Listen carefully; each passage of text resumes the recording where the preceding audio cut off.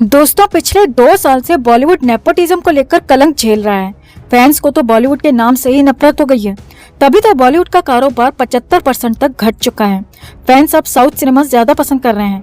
बॉलीवुड के बस इक्का दुक्का फिल्मी दर्शक देखने आते हैं, वरना तो कोई भी हीरो हो, कोई भी एक्ट्रेस या कितना भी बड़ा डायरेक्टर, सबकी फिल्में लगातार फ्लॉप हो रही हैं। और इसकी सबसे बड़ी वजह है बॉलीवुड में छाया नेपोटिज्म, जिस पर अब तक तो किसी ने भी अपनी जुबान नहीं खोली। मगर अब पहली बार एक्ट्रेस जानवी कपूर ने नेपोटिज्म को लेकर बहुत कुछ कह दिया। श्रीदेवी की बेटी जानवी ने खुद पर भी खुलासा किया, साथ ही साथ इंडस्ट्री के सभी नेपोटिज्म स्टार्स को लेकर भी कई बड़ी बातें कह दी। तो जानवी कपूर ने क्या कुछ कहा वो आपको भी बताते हैं, और जानवी के बयान से फिल्मी सेलिब्रिटीज क्यों खफा हो गए आपको ये भी बताते हैं। आप भी वीडियो को लाइक और शेयर कर अपना प्यार और सपोर्ट दिखाएं, और कमेंट में इसे लेकर आप भी अपनी बात अपनी राय जरूर रखें। चैनल को सब्सक्राइब कर चैनल के साथ जुड़कर हमारी आवाज बने। तो जानवी कपूर ने बॉलीवुड में अभी वो मुकाम हासिल नहीं किया है जिसकी उम्मीद जानवी कपूर से थी। श्रीदेवी जैसी महान अदाकारा की बेटी होने के बाद भी जानवी अभी सफलता की सीढ़ियां नहीं चढ़ पाई है। अब फिलहाल तो Janhvi Kapoor good luck Jerry नाम की फिल्म में नजर आने वाली है, जिसका ट्रेलर हाल ही में रिलीज हुआ। अब ट्रेलर को मिले रिस्पांस के बाद जानवी लगातार फिल्म के प्रमोशन में जुट चुकी है। और इसी दौरान एक इंटरव्यू में जानवी से नेपोटिज्म पे सवाल किया गया, जिस पर जानवी ने जो जवाब दिया इसकी उम्मीद शायद किसी को नहीं होगी। जानवी से पूछा गया कि क्या वाकई में नेपोटिज्म बॉलीवुड पर हावी है या ये सिर्फ मनगढ़ंत बातें हैं, तो इस पर जानवी ने एकदम से कहा, हाँ, बॉलीवुड में नेपोटिज्म है और समय के साथ ये बढ़ता ही जा रहा है। जानवी कपूर ने आगे कहा, हम भले ही इस बात को अपनी जबान से स्वीकार करने की हिम्मत ना दिखाएं, मगर ये सच है कि फिल्म इंडस्ट्री में नेपोटिज्म भरा हुआ है। जानवी यही नहीं रुकी, उसने आगे कहा, मैं हूँ या फिर सारा अली खान या फिर आलिया भट्ट, अगर हम आम घरों में पैदा हुए होते तो आज तक यहाँ शायद कभी नहीं पहुँच पाते, क्योंकि हम में ऐसा कुछ भी अलग नहीं है। हम आम लड़कियों की जैसी ही हैं। मगर हमारा जन्म किस परिवार में हुआ, हमारे माता पिता क्या करते हैं, इसकी वजह से हमें बॉलीवुड में आसानी से एक्सेप्ट कर लिया गया, वरना तो अभी मैं भी डॉक्टरी या फिर इंजीनियरिंग की तैयारी कर रही होती। जानवी कपूर ने आगे कहा, मेरे नाम के पीछे लगा कपूर और मेरी माँ का श्रीदेवी होना मेरे लिए फिल्मों तक पहुँचने का सबसे आसान रास्ता रहा। मैं जो भी हूँ अपने माँ और पापा की वजह से हूँ। हाँ, बस मेरा काम इतना है कि जो लेगेसी मुझे विरासत में मिली है मैं उसे बरकरार रख पाऊँ। जानवी कपूर ने आगे कहा, किसी के भी करियर के लिए बहुत इम्पोर्टेंट होता है कि वो किस परिवार में हुआ है, क्योंकि आप अपने परिवार को देखते हुए बड़े होते हैं। जैसे पहलवान के परिवार के बच्चे पहलवानी में दिलचस्पी रखते हैं, बैंकर के बैंकिंग में, तो डॉक्टर के MBBS में। उसी तरह मेरी भी शुरू से ही दिलचस्पी बॉलीवुड में थी और मुझे पता था कि वहां तक पहुंचना मेरे लिए मुश्किल भी नहीं है। जानवी ने इसी इंटरव्यू में आगे कहा, मैंने पहली फिल्म धड़क के लिए कोई स्ट्रगल नहीं किया। मेरी ही तरह सारा अली खान ने केदारनाथ के लिए किसी भी तरह का स्ट्रगल नहीं किया, क्योंकि हम डायरेक्टर्स की डायरेक्ट रीच में थे। जानवी ने आगे कहा, हम मुंह से एक्सेप्ट करें या नहीं, मगर सच तो यही है कि बॉलीवुड में नेपोटिज्म है। मैं 4 या 6 फिल्में फ्लॉप भी दूंगी तो मुझे 7वीं फिल्म भी मिल जाएगी, इस बात की गारंटी है। लेकिन अगर मैं आउटसाइडर होती तो पहली फिल्म ही मेरे लिए सबसे बड़ी चुनौती होती, क्योंकि मैंने आंखों से देखा है आउटसाइडर्स का फिल्म इंडस्ट्री में कितना बुरा हाल है। अब इंटरव्यू में जानवी कपूर से आगे पूछा गया कि क्या डायरेक्टर्स भी स्टार किड्स को प्रेफरेंस देते हैं, तो इस पर जानवी ने कहा, हाँ बिल्कुल देते हैं। अब आप आलिया भट्ट को ही देख लीजिए। करण जौहर की फिल्म के लिए आलिया सालों से करण की पहली पसंद थी और 16-17 साल में तो आलिया एक्ट्रेस भी बन गई। ऐसा बाहर वालों के साथ असंभव जैसा है।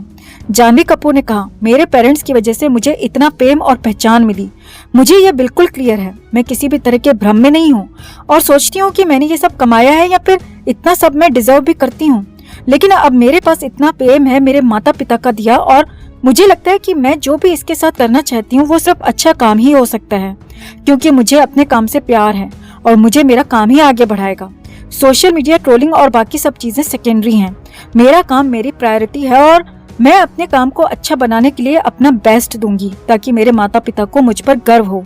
जानवी ने इंडस्ट्री में रेलेवेंट बनने के प्रेशर के बारे में बात करते हुए कहा, मुझे इस इंडस्ट्री में अभी 4 साल हुए हैं। अगर 4 सालों में मेरी रेलेवेंस खत्म हो गई तो मुझे काम के लिए कोशिश भी नहीं करनी चाहिए। लेकिन मुझे नहीं पता, मैंने इस बारे में कभी नहीं सोचा। मैं बस अच्छा काम करना चाहती हूँ, क्योंकि जो लेगेसी मुझे अपने माता पिता से मिली है मैं उसे बरकरार रखना चाहती हूँ।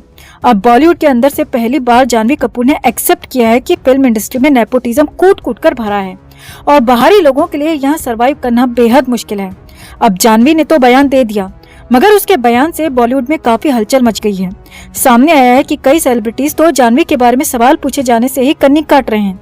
वहीं कई सेलिब्रिटीज ने जानवी के इंटरव्यू के बाद अपना फोन ही स्विच ऑफ कर दिया है अब ऐसा तो होना ही था क्योंकि कोई भी कंट्रोवर्सी में नहीं पड़ना चाहता और नेपोटिज्म तो बॉलीवुड की सबसे बड़ी कंट्रोवर्सी है। खैर, वैसे आप जानवी कपूर की बातों से कितना सहमत हैं? कमेंट में आप भी अपनी बात, अपनी राय जरूर रखें और वीडियो को लाइक और शेयर कर अपना प्यार और सपोर्ट भी जरूर दिखाएं। तो 14 जून 2020 को बहुत कुछ बदल गया जब खबर आई कि उनके प्यारे चहेते एक्टर ने दुनिया छोड़ दी। कई लोगों ने बहुत कुछ कहा, बहुत कुछ समझा।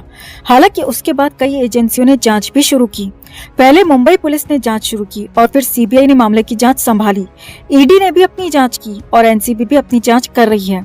अब इन सब में सबसे आगे एनसीबी ही निकली, जिसने रिया चक्रवर्ती को लेकर चार्ज तक फ्रेम कर दिए हैं। आरोपों का ड्राफ्ट कोर्ट में दे दिया है और साफ साफ बता दिया कि रिया चक्रवर्ती, सिद्धार्थ पिठानी, दीपेश सावंत जैसे लोग मिलकर साजिश कर रहे थे, गैंग चला रहे थे और एक होकर सबने साजिश की थी। अब एनसीबी की कार्रवाई आगे बढ़ने लगी है और पहली बार लगने लगा है कि हाँ, गुनहगारों को सजा मिलेगी, साजिश करने वालों को उनकी सही जगह पहुंचाया जाएगा और रिया समेत उसकी पूरी गैंग को सलाखों के पीछे भेजा जाएगा। और इसी वक्त पर प्रियंका सिंह राजपूत भी सामने आई। जी हाँ, एसएसआर की बहन प्रियंका सिंह राजपूत सामने आई और पहली बार बहुत कुछ बोली हैं। यहाँ तक बता दिया कि उन्होंने अपनी आंखों से देखा और उन्हीं दोनों आंखों का देखा हाल उन्होंने पहली बार बता दिया और यहाँ तक कह दिया कि उनके भाई को मारा गया, ये पूरी साजिश के तहत हुआ। तो सिलसिलेवार तरीके से आप भी देखिए कि प्रियंका सिंह ने क्या क्या कहा। तो नेशनल टेलीविजन पर प्रियंका सिंह ने कहा कि उनके पास बोलने के लिए बहुत कुछ है, लेकिन वो खुद एक वकील हैं और मामला कोर्ट में है और इसीलिए बोलेंगी नहीं, लेकिन फिर भी बोलूंगी। जी हाँ, प्रियंका ने कहा कि फिर भी बोलूंगी और फिर बहुत कुछ बोल दिया, जो कि पहली बार कहा और बड़े खुलासे कर दिए। प्रियंका सिंह ने कहा कि जब उन्हें पता चला कि उनके भाई के साथ ये सब कुछ हो गया है तो वो तुरंत ही मुंबई पहुंची। हालांकि तब भी उन्हें मुंबई पहुंचने में शाम हो गई थी। प्रियंका सिंह ने आगे बताया कि इससे पहले वहां दिन में कई सारे लोग घूम रहे थे। मुंबई पुलिस ने उसे टूरिस्ट डेस्टिनेशन बना दिया था। लोग वहां आ रहे थे, जा रहे थे, फोटो खींच रहे थे और देख भी रहे थे। लेकिन जैसे ही हम पहुंचे वहां, हमारे बाकी परिवार के लोग पहुंचे तो पुलिस ने हमें रोक दिया क्योंकि वहां पीले कलर की टेप लगा दी गई थी। पूरे घर को, एरिया को कॉर्नर कर लिया गया था। आगे देखिए, प्रियंका सिंह ने कहा कि जब अगले दिन के बाद वो पीली टेप हटाई गई और मैं पहली बार घर के अंदर गई तो सीधे उस रूम में पहुंची तो मेरे मुंह से सिर्फ यही निकला, oh my god, it's impossible. जी हाँ, प्रियंका सिंह ने कहा कि मैं एक वकील हूँ, बहुत कुछ जानती हूँ, बहुत कुछ समझती हूँ और मैं सीधे समझ गई कि वहाँ पर क्या हुआ था, क्या हुआ होगा, क्योंकि जो बताया जा रहा था वो संभव ही नहीं था। प्रियंका सिंह ने आगे कहा, मैंने देखा कि बेड और पंखे की सीलिंग के बीच में इतनी दूरी है ही नहीं कि मेरा भाई वहां पर आ जाता। जी हाँ, ये बहुत बड़ी बात प्रियंका ने कही थी। प्रियंका ने कहा कि कोई भी देखकर साफ साफ कह सकता था कि वहां पर कोई पंखे से लटक नहीं सकता, एक इंसान तो बिल्कुल भी नहीं।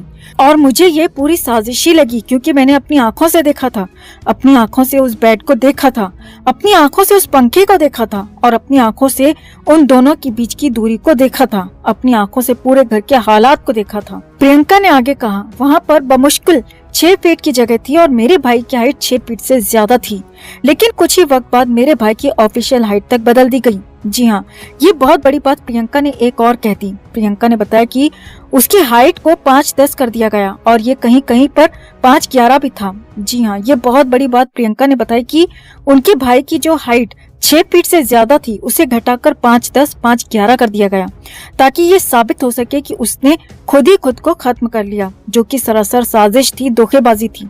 और सबूत के तौर पर हम भी आपके लिए एक क्लिप लेकर आए हैं दोस्तों, जिसमें खुद सुशांत बता रहे हैं कि उनकी हाइट 183 सेंटीमीटर है, जो कि लगभग 6 फीट 1 इंच होती है। आप खुद ही सुने। So she's actually 178 centimeters Oh, tall. that's not I am that tall. 183. Did you measure? I am 183. Okay. But she's wearing heels. अच्छा. लीगे दो कड़क लौंडे और हमारे साथ right now make some noise for Sushant Singh Rajput. आपकी age, height, wife, next movie, हाँ. Hair style, तो Hair एक style? इंच टेप मिलेगा हमें, हाइट ना। अच्छा हाइट 183 सेंटीमीटर्स. सारे जवाब हैं इनके पास। तो प्रियंका ने बिल्कुल सच कहा है दोस्तों।